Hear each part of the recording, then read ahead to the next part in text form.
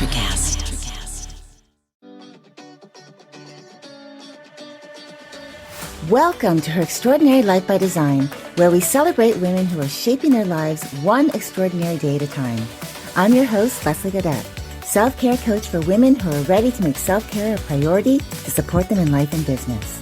Every week, I'll be speaking with inspiring women from various walks of life who will share their personal journeys and will discover how they have fearlessly carved their own paths as business owners, passionately pursuing their dreams and creating a meaningful impact on their communities. So let's get started. Hello, and welcome to our Extraordinary Life by Design podcast. I'm your host, Leslie Gaudet, and today we're talking with Tay Francis. Tay wears many hats. Among them are writer, researcher, communications strategist, and human design coach. With a background in psychology and development statistics, Tay is an avid student of how people communicate. During the pandemic, Tay escaped corporate life and started her own consulting firm. Today, she uses her 10 plus years as a gender-based violence researcher to help burnt-out women use their voices to speak up and ask for what they want. Her insights on astrology and human design have appeared in publications such as Yahoo and Best Life magazine. She's a new connection for me, and I'm excited to speak with her today. So let's talk to this beautiful lady. Welcome, Tay. It's really lovely to have you on the show today.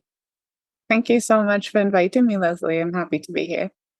Well, before we dive into your current work, I love to begin by learning about my guests' early experiences. So could you share with us some highlights from your childhood and your journey to where you are today without going too deeply into what you do? And then we'll explore what you're currently doing today. Sure. My childhood was very interesting. I traveled a lot as a child. I moved a lot. I have moved probably about 14 to 16 times in my life. And that started when I was 4 years old.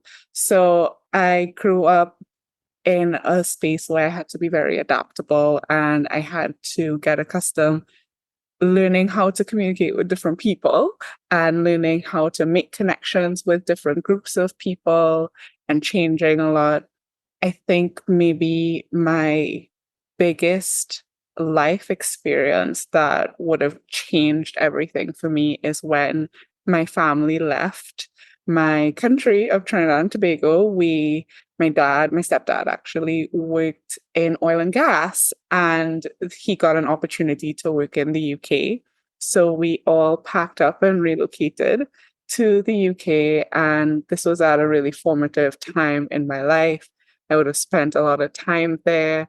I was suddenly thrust into the world of boarding school, which I was not really prepared for, but it really shaped a lot of my life because I was the only Caribbean person in this mostly white boarding school. I was one of very few people of color, and I had to learn very early on, okay, how do I find my space here? How do I share my experiences with these people? How do I connect with people who are so different from me? And I think that has been the experience that has shaped my life. Well, thank you so much for sharing, because I know it can be, sometimes I find when someone asks me to share, I'm like wondering, how far back do you really want me to go? But I love your story. I think it's really interesting too. Like you were saying, from a young age, you started moving a lot. We have a little bit of that in common. When I was a young girl, we moved quite a lot up until the age of 11. So as from far back as I can remember. And then we stayed in one spot for a few years. I would say another 10 years before I started going out on my own, because I was now old enough to go out into the world on my own. But I found that then as life progressed, when I met my husband back in 95, we got married in 1996. And then from there, now for the past just over 28 years of being married, we've moved quite a lot. You know, we've been moving between Canada, the US, and Mexico. So I can completely understand that whole thing around moving a lot and what that's like, because it's, for me, I guess the way I embrace it is I'm collecting those experiences, which I think are really important. I'm all about collecting experiences over things. I used to be about clothes and shoes and material things. Now it's all about experiences, new cultures, new food, new people, collecting that because I think that's going to be more enriching for my life. So thanks for sharing that about you. So let's talk about what you do. You have a really diverse background from psychology and development statistics to communication strategy and human design coaching. So, for our listeners who might be new to the concept, can you start by giving us a brief overview of what human design is and how it can benefit individuals? Yes, absolutely. I love human design so much. So I would have gotten into human design back in, I think, 2019. So I've been in the space for about 5 years. And human design is very similar to things like astrology in that it uses the time and date and location that you were born to create a chart of your unique energetic footprint. And it uses this, you can use this information in this chart to help you understand yourself and your gifts and really how you interact in the world and how your energy is designed. So it has been a really empowering system for me as somebody who is always figuring out how to navigate spaces to really identify, okay, this is what my energy is. This is how I best interact with other people. And it's just so validating to know that some of the things that maybe you didn't understand about yourself when you look at your human design and you realize, oh, this is actually in my chart. This is encoded in my energy from the day that I was born. So I'm not strange. I'm not weird. This is just how I am designed to be. And that can be incredibly validating and empowering when you are in a space of wondering who you are and trying to own your gifts. Yeah, and I can say, coming from the perspective that I'm a 3-5 projector, self projector. So, and what I loved about getting my chart was that it showed me some of the things that I was trying to figure out about myself, of how I interact with people and how they respond to me, and knowing how I can be very polarizing. And when I understood that, because I always want to help people, but when I started understanding that, it really made sense, and it helped me to navigate my world a little easier, because then I understood, oh, it's really about that permission piece, like don't go in with just what I have to say, but really giving that person the ability to say, I invite you to participate in this conversation, to give me your feedback.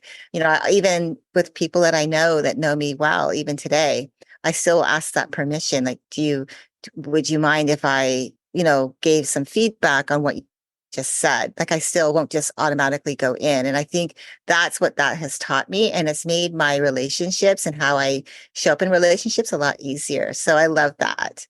So yeah, I wanted to talk about the journey of your journey for human design. You escaped corporate life during the Yes. pandemic and you started your own consulting firm. So, can you share a little bit about your journey from that corporate environment to becoming a human design coach, and how your background in gender based violence research has influenced your work? We have a little bit in common in terms of our human design because I'm also a self-projected projector. I'm a 6-2 profile. And for the people listening who maybe don't know what that means, if you go and you look up your human design chart, you'll see these different words and you'll start to understand what these things mean. So, very similarly to you, Leslie, I didn't understand why I was so polarizing in a lot of ways. And working in corporate, I would often butt heads with the people around me in ways that I didn't understand until I started going into my human design. So I do think as a projector, we have this really penetrating aura where we can see the other really deeply. And that served me really well as a researcher when I was working with people in this gender based violence space and holding space for some of these difficult stories and traumatic experiences. So it really served me well there. However, in the workplace environment, it did not serve me that well. It actually created a lot of conflict, especially because I did not understand my energy and I was pushing too much. I was living as a generator and I got really, really sick during the pandemic. I did not actually get sick with COVID. I got sick completely unrelated. And my health really deteriorated to the point where I couldn't work anymore. And then between that and the conflict that I was experiencing at work, where I was in a really, really toxic work environment. And I had a very emotionally abusive manager. I just had to leave. So I had no plan. I had no strategy whatsoever. I just realized one day that if I stayed in that environment where these people didn't really care about my health, they didn't value my energy and my input, that I was going to throw my life away for this company that would replace me in a second. So I wrote up my resignation and I left. No plan. Uh, And that was not, I don't recommend everybody doing that. I just disclaimer, but I will say it was the best decision I had made because I think that was the first time I had listened to my energy when my energy had said, you cannot continue to do this. You can't. This is not going to serve you. You are literally wasting away because you're trying to live as someone you're not. And that changed my life. It changed everything. And I started my business with no real plan again. I'm just like, okay, what do I do now? I have all of these gifts. I know that I'm a gifted facilitator and researcher, and I really have this talent for holding space. And at the time, the coaching industry was ramping up because a lot of online coaches were happening. So I took a coaching certification and I was there. It was a 3-month certification. And I already had a background in psychology and counseling. So it seemed really natural for me. And I started coaching people. And now I am where I am today. yeah. So, yes. So, piggybacking off onto now where you're at, you talked about you have this gender-based violence research. So, what is that? Can you just explain that a little bit? And then, as you explain it, how has that influenced the work that you do through human design?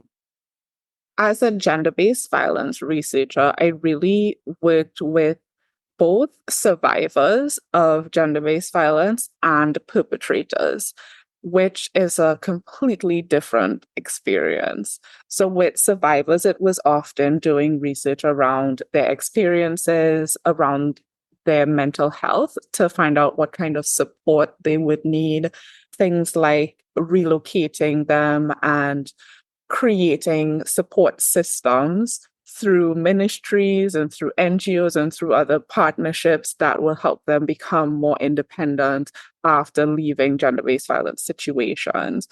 Specifically, often intimate partner violence. I would deal a lot with women who were in relationships and had abusive partners, and they were looking to escape that relationship and create a life on their own where they're independent and can sustain themselves. And that part of my work has really informed my coaching business because I often work with women who are navigating difficult transitions and they are trying to stand on their own, to own their voices, to see themselves as whole and show up and feel safe to show up in that way, which is very similar to what I did in my research experience. So it really goes hand in hand. Not many of the people I work with come from that gender-based violence background, but they may have experienced childhood trauma of some kind, or they may have had a traumatic experience in their past. And as they're healing that, they're also trying to figure out how do I show up as my full self, as a business owner, as a speaker, as a mom? How do I do that? And that's how it integrates. Yeah. Well, I love that. So we talked a little bit before we got to know each other a little bit. And you had actually said that you wanted to talk about deconditioning. So could you explain what deconditioning means in the context of human design and why it's important for individuals who are looking to better understand and align with their true selves? Yes, I love talking about deconditioning. So I would actually start by talking about what conditioning is. So, conditioning is a psychological term. You may have heard the term social conditioning or behavioral conditioning. And this basically means learning. It's how we learn to function in society. So, from the time that we're born, we are learning the rules that society, whether that's our families, our communities, our schools, our wider cultures, we all have rules that we are expected to live by. Now, as we get older, some of those rules we're going to realize they don't apply to us, or they don't feel good to us, or they just don't make sense to how we actually see the world. So, deconditioning is that process of unlearning all of the things that we learned and replacing that with our own embodied knowledge.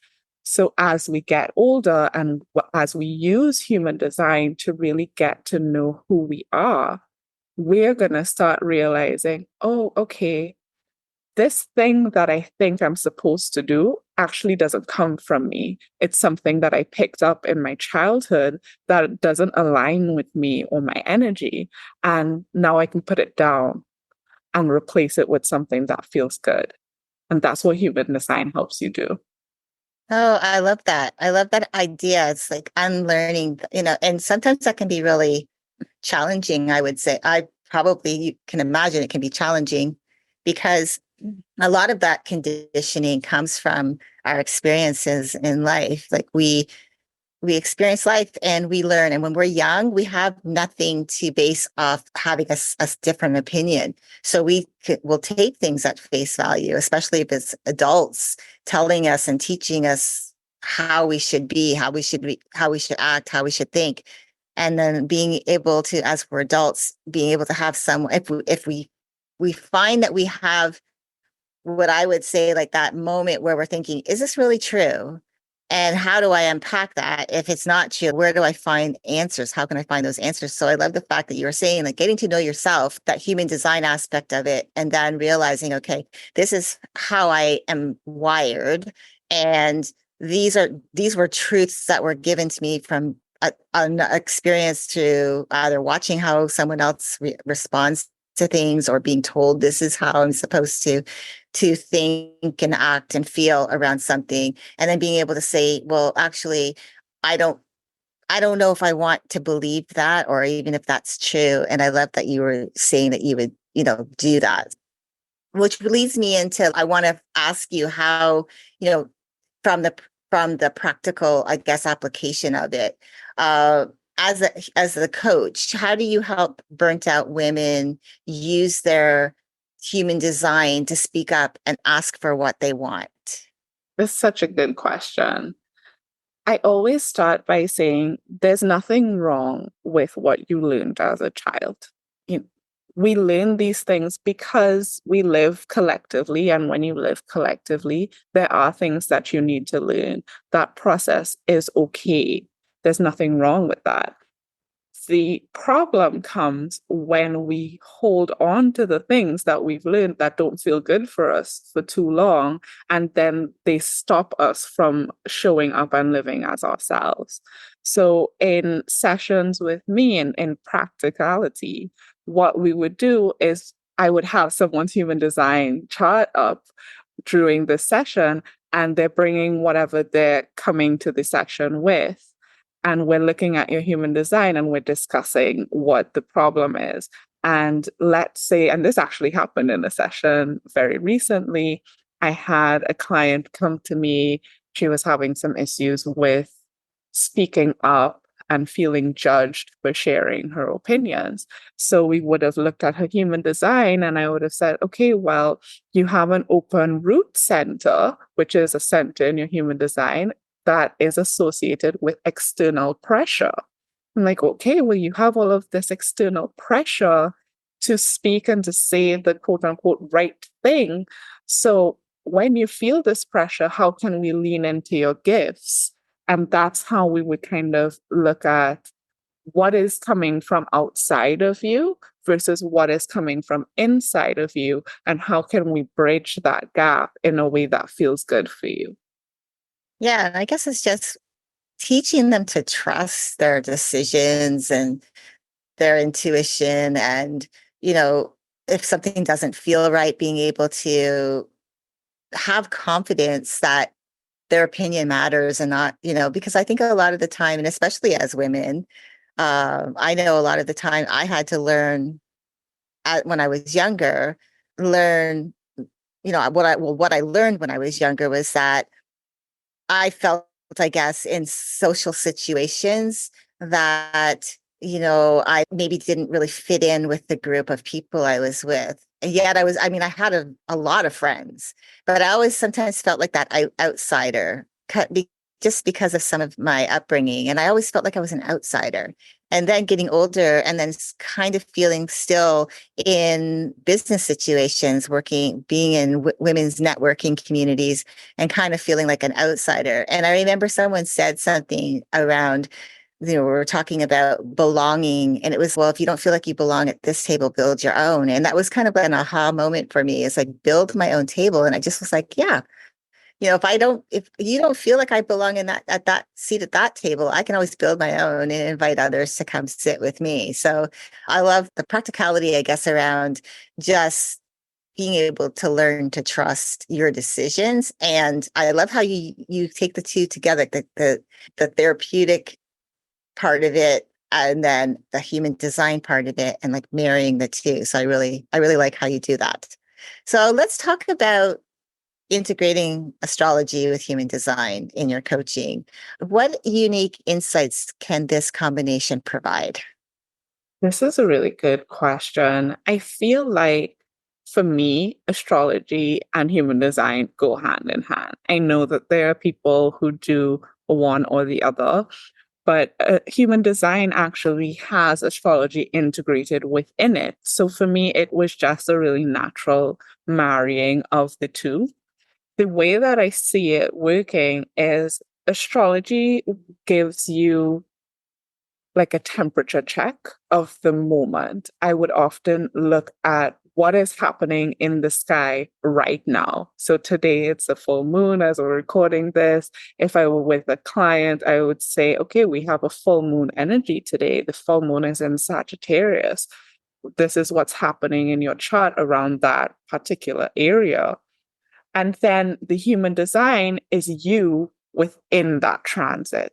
It's you within that moment. So, how does your unique energy interact with the energies of the moment?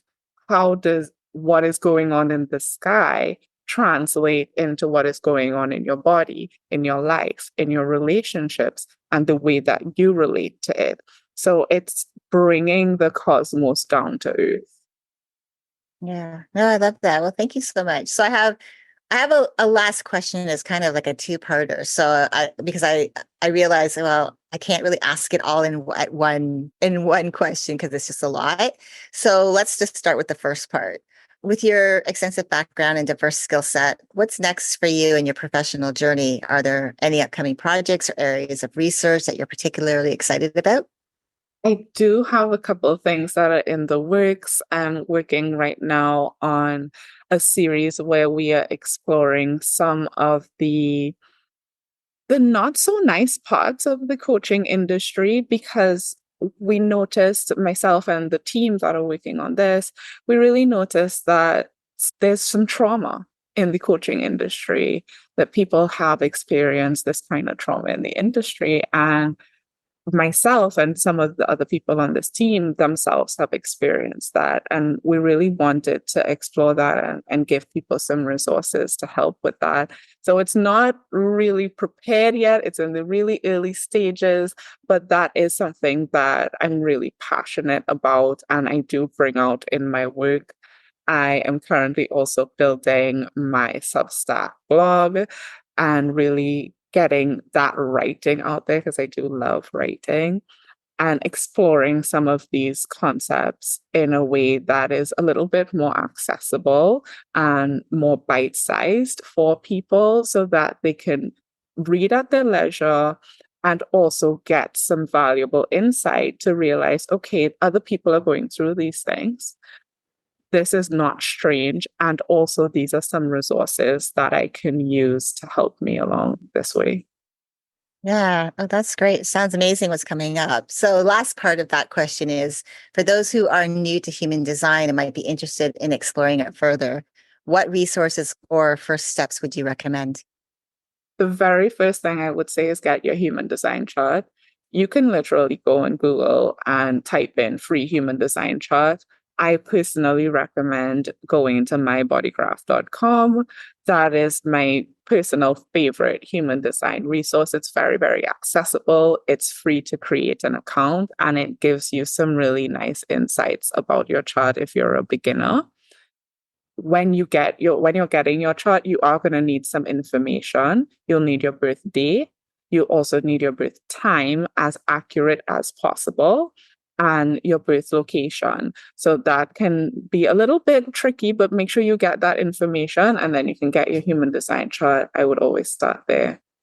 Yeah, great advice. Well, thank you so much for spending time with me today and sharing your expertise on human design and how it can help women use their voices to ask for what they want. Your journey from corporate life to starting your own consulting firm is inspiring, and your dedication to helping others through your insights on human design and astrology is really remarkable. I love, as I said, I love how you marry the two of really coaching around the emotional part, the experiential part of life through, and then taking their chart and saying, well, this is how you're designed, and being able to bring the two together. I will be including your contact information in the show notes for our listeners so that they can connect with you directly and learn more about your coaching and your consulting services. And of course, to get access to the new things that you've got coming up when they're available. Again, your work is making a significant impact. I believe it has the power to inspire and support many more in their journey. So again, Tay, thank you so much for joining me today.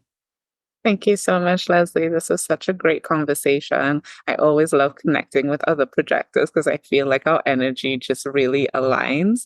So thank you very much for allowing me to come here and share my story. And I hope it resonates with the people who listen.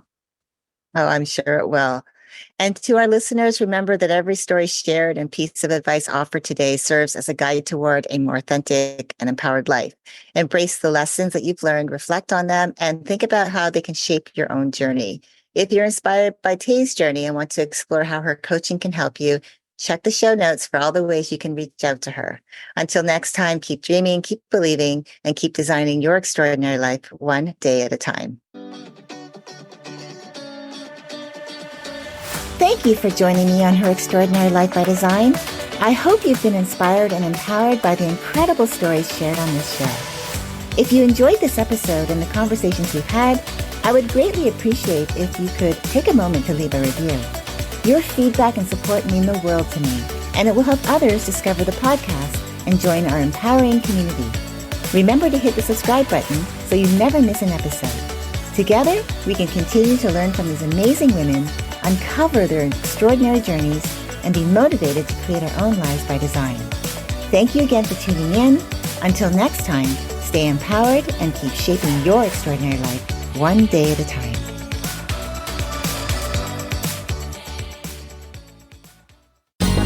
Ever thought about starting your own podcast? Do you have a business or a message you want to share with the world? Well, now it's easier than ever with Electricast. Hi, I'm Mark Netter. And I'm Peter Rafelson. We're the founders of Electricast Media. Whether you want to start a new podcast or already have one, join Electricast to grow your audience, monetize your content, and build your community. With our simple sign-up, you get free promotion, world-class analytics, premium ads, and personal support. Go to electricast.com and join our community today. Electricast. Transform your influence. Electricast. For those of you who dream of a world where music and podcasts live together in perfect harmony, now, for the first time, Electricast gives you a magical compilation Pod Till You Drop, Volume 1, where we give you the best in tunes and the best in podcasts. Feast your ears and hear the culture. Available now wherever you listen to music.